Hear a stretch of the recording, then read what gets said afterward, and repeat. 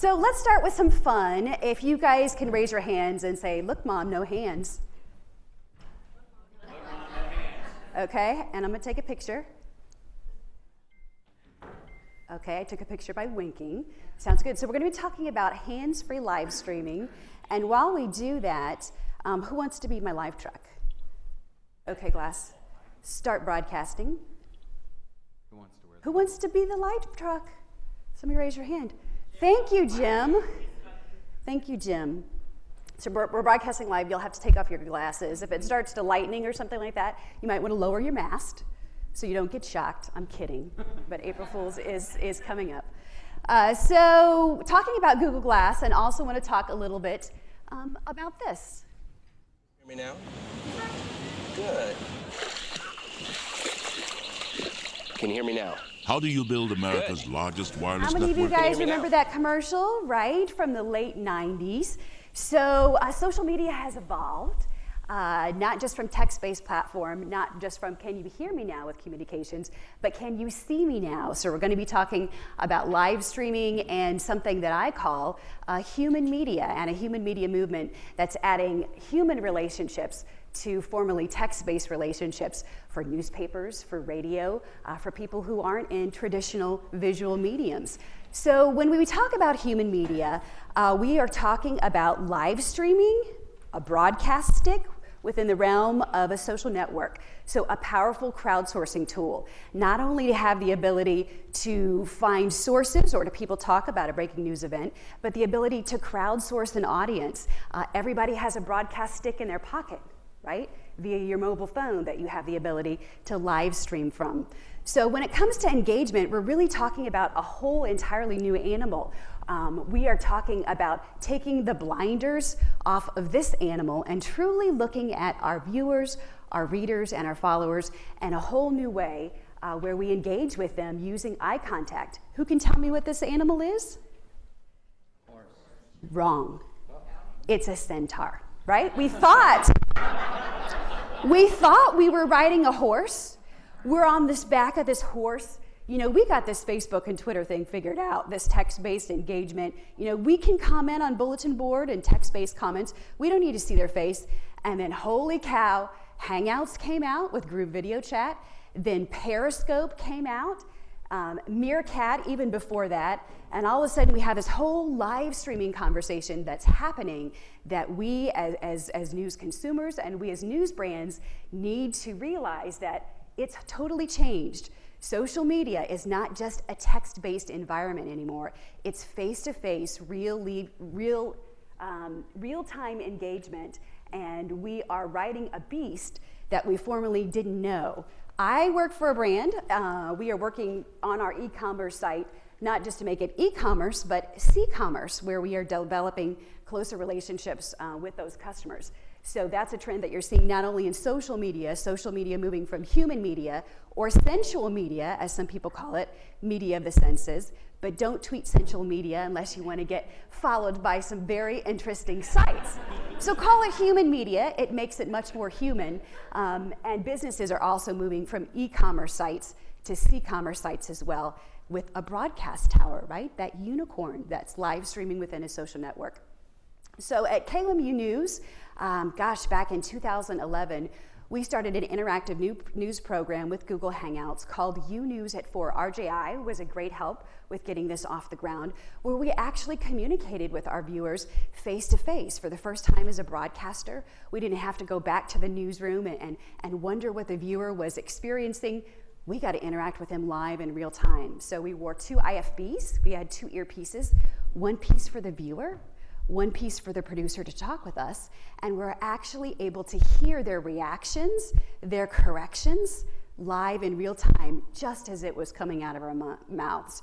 Incredibly fascinating to have that live, real-time, face-to-face relationship and the important parasocial relationships that developed between a local news anchor and also for the viewers as well.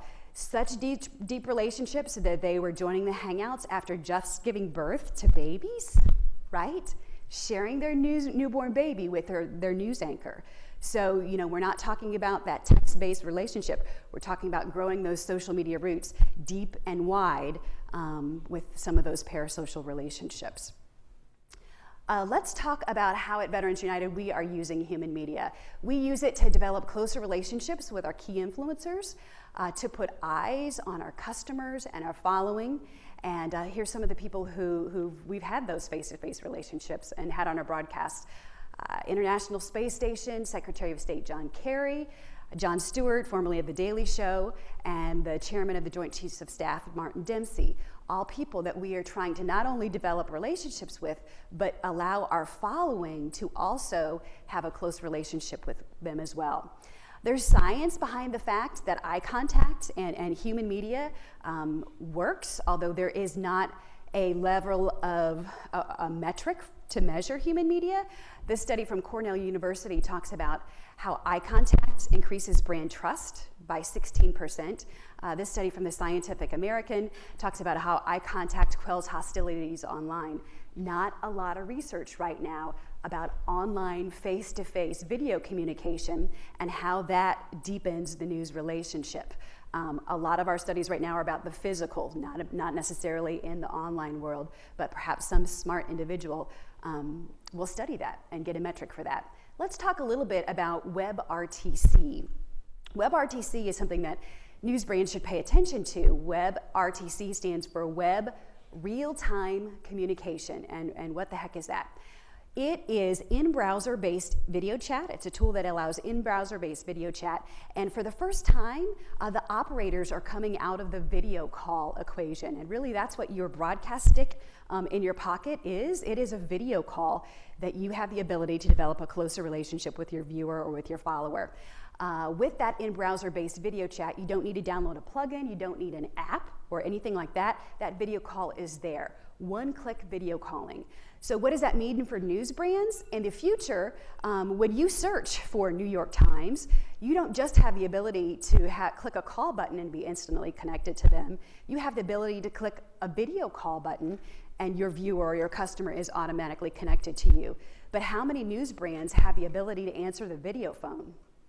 Not a whole lot. So we need to have those skills. We need to have that technology in place that you are able to answer the video phone, because the video phone is coming because of technology like WebRTC. AT&T was the first mobile carrier to sign up for WebRTC, which allows you to transfer video calls ubiquitously from your phone to your TV to your refrigerator, right, with the Internet of Things, to your car, all kinds of different places. So keep an eye on that technology and enable your businesses to answer that video phone. Live streaming is the new live tweeting. Are you still going there? Is my battery not dead yet? It is. From your laptop, the next evolution of that was to your handheld device, right? Now the next evolution of that is hands-free with wearable computing, and not just with Google Glass, but with all kinds of different devices out there that you have the ability to go live from your face, essentially a live truck from your face. Periscope and Meerkat, how many of you guys have been experimenting with some of these live streaming platforms? It's fascinating to see newspapers add that visual component to them with these live streaming platforms. So Periscope and Meerkat, if you're not familiar, they live stream and they automatically go live out on Twitter. They're connected to Twitter. Meerkat came out first, and then Periscope came out second. With Meerkat is kind of like Snapchat in a way, and that the video that's live streamed from there is a bit ethereal. It disappears. It does not store on its servers, whereas Periscope, it does. On both platforms, you have the ability to save that video to your camera roll. Fascinating to see our followers and our viewers, what they're going live from and what they're showing. This is from Tim Pool. He just left the Fusion newsroom and then went out on Periscope and covered this recent New York City gas explosion fire, and had 500 up to 1,000 people later on in the day watching that live feed from his handheld device. If any of you guys have ever live streamed for more than 5 minutes, you know that to hold your hands up is incredibly difficult to do for that long. Perhaps you're covering a trial, a breaking news event. Think of all of the hands. Sometimes journalists would want 4 hands. So keep in mind the possibility to live stream from your face. and not to have to be tied to a handheld device. So an app that I'm using right now from Google Glass is called Stray. It's a Spanish company that I'm helping them test from Droiders, and they are developing some fascinating glassware as it relates to hands-free live streaming. Not only hands-free live streaming from your face, and you have the ability to say, okay, Glass, start broadcasting. And then all of a sudden you're up on YouTube. It's an unlisted or private link.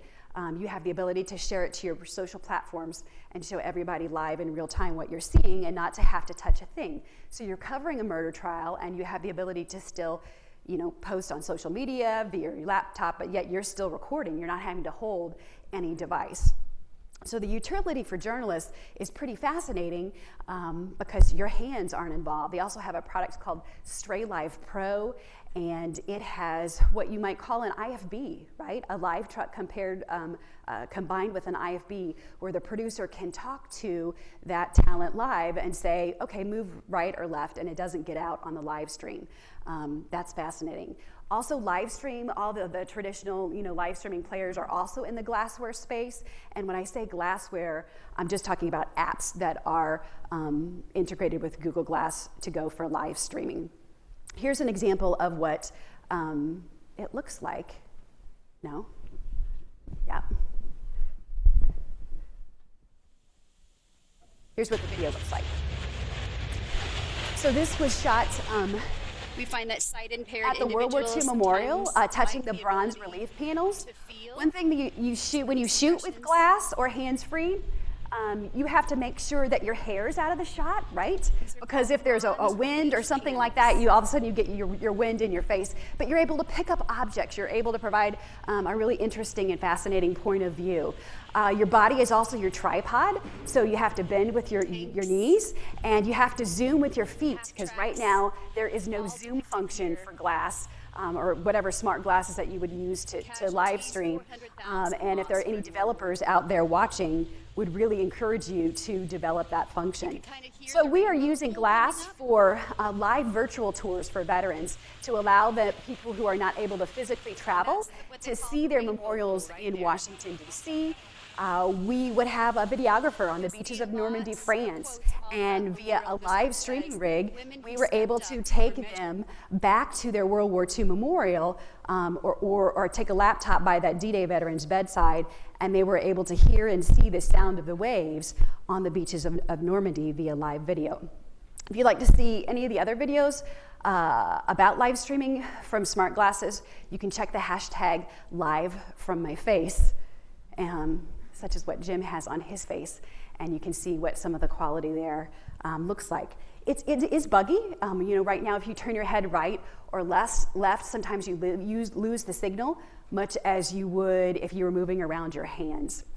The next iteration of that, we're working on a VR film, a VR interactive experience for veterans that would allow them to immerse themselves within the World War II memorial, working with Ghost Machine VR in order to produce that and allow them to experience the World War II memorial even though they're not there, not via live video, but via recorded stereoscopic 360 video. So can you see me now? Live video, what's the future of that? Immersive live video, right? And you're gonna talk and hear from some people talking about 3D and some of that immersive technology with Oculus Rift, I believe, coming up later today. So what are the new screens? There are no screens, right? We are creating content for a piece of cardboard. Google Cardboard, I have it up here if you guys would like to see it. If you do anything, I would encourage you to get this $10, you can also get it free, you can make it free, a piece of cardboard. It puts your phone inside that and it becomes a virtual reality viewer, and you have the ability to view content. And there are news organizations right now that are creating content for a cardboard box. And once you view it on that box, you will be amazed because it is a truly immersive experience, these films that they're creating. And it just is really inspiring to me what other immersive experiences as a content creator we might be able to create with something as simple as a cardboard box where it's being viewed on. So I have that up there if anybody wants to play with that, or with Google Glass during the break. Feel free to let me know.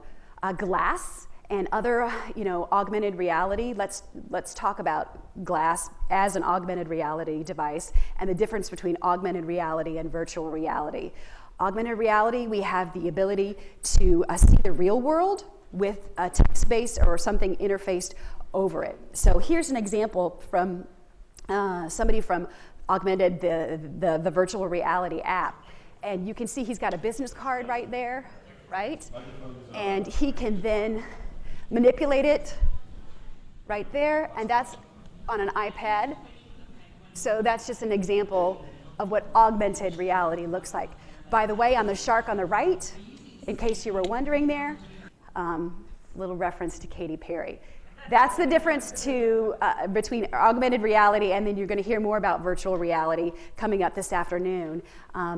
Because news organizations are doing some fascinating things with VR as it relates to Vice News and the ability to immerse yourself in a real live situation or breaking news event. So in closing, what's the new animal? It is a broadcast tower, live streaming in the middle of a crowdsourcing tool. We are not riding a horse, we are riding a human centaur. And we are becoming more human, using more of our senses in that live streaming as we speak. And perhaps Henry Ford had it right when he said, if I'd asked people what they wanted, they'd have said faster horses. But I bet you they would have never guessed it would be faster centaurs, right? Yeah. And with that, I'll take any questions, because I think I've gone over possibly on my time. Yeah.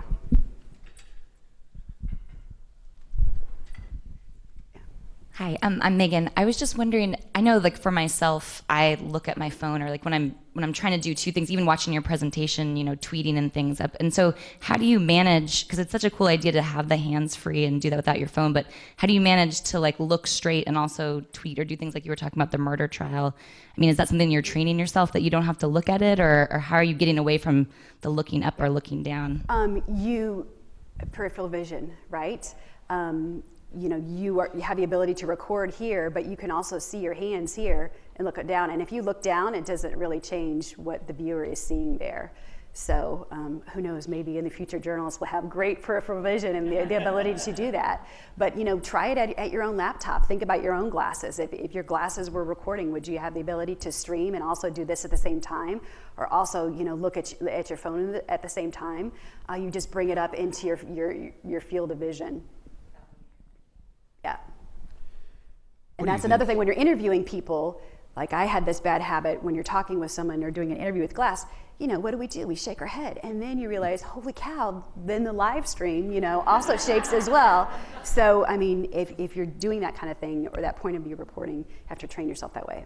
What do you think will lead to more adoption of things like this? This is very cool. I am live. I see the live. Is it a price point barrier to entry? Is it an intimidation? Yes, I'm intimidated wearing these things. Mm-hmm. Or what is it, do you think? I think it's probably a variety of things. I don't wear glass every single day and use it for my notifications. I use it as a content creation tool for some of the things that we are doing for our veterans. It does look a little strange, right? And when you walk around in Central Missouri, people look at you funny if you wear that. I usually wear it as a headband up here and then bring it down when I need it to live stream or to record. Price point right now for those, they were $1,500. You may know that glass pulled glass off of the market. You can't get glass anymore to bring it back later. A lot of people speculated, glass is dead. Glass isn't dead. They're just resurrecting it and putting some new tools on it. The battery life right now isn't good. It doesn't last very long. About an hour and a half to 2 hours live streaming is what I can get off my glass. The quality, it needs a handheld mic that you can plug into glass so you can go around with your live truck on your face and actually interview people and have good sound, because the sound on that is not good for interviews unless you want to get like right up to the person, and interview them. So I do think price point, but looks, we as journalists, I mean, when you're covering a story, if it would allow you to get better video, we strap GoPros to our heads, right? We don't care. So, you know, I don't think the looks so much of that. Regular consumers, I think, were put off by that. But if it would allow me to get a unique point of view or to live stream something continuously, you know, yeah, I'd wear some different looking glasses on my face. Sarah Hill, thank you very much. Yeah, absolutely. Appreciate it.